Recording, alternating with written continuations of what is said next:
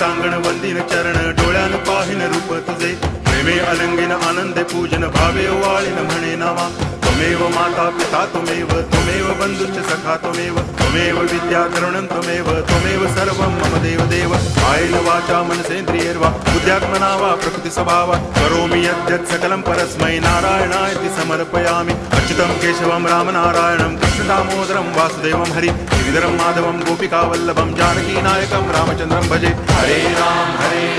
Ram Ram Hare Hare Hare Krishna Krishna